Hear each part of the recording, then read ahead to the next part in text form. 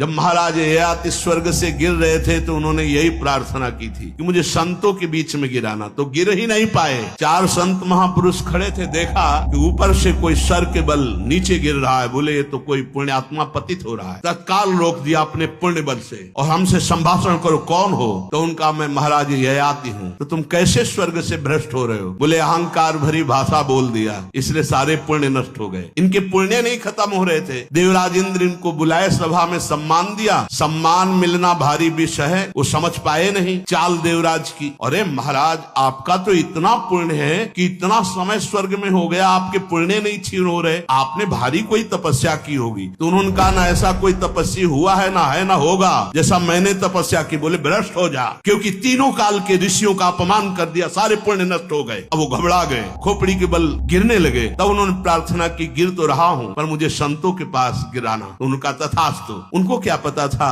कि संतों के पास गिरने का मतलब क्या होता है। वो गिरने ही नहीं दिया, वही रोक दिया। महाभारत की कथा है। महाराज शिवी परम दानी, ऐसे 4 महापुरुष खड़े थे। उन्होंने देखा है कोई तेजो में उल्टा सर किए हुए आ रहा है, कौन है ये? रोक दिया, तिष्ठ, वही रुक जा। कौन है आप? तो उनका मैं महाराज ययाति हूँ, ऐसा ऐसा शब्द निकल गया। इसलिए बहुत होश में, वाणी मात्र से सारे पुण्य नष्ट हो गए। कहा कि अब तुम नीचे नहीं गिर सकते क्योंकि हमारी दृष्टि में आ गए, जाओ मैं सारे सुकृत आपको देता हूँ। तत्काल विमान आ गया। दूसरे ने भी कहा, तीसरे ने, चौथे, जहां थे उससे ऊपर भी ब्रह्मलोक तक जाने की उनकी सामर्थ्य हो गई। विमान से ऊपर, नीचे नहीं गिरने दिया। तो अगर बाल की तरह हमारा चित्त भ्रष्ट हो रहा है और कहीं संत मिल जाए, महाभागवत मिल जाए, वही रोक लेते, चलो ऊपर उठो। नहीं चूक हो गई, कोई बात नहीं, ऊपर उठो। इसीलिए मोरे मन प्रभु विश्वासा, राम ते अधिक राम कर दासा।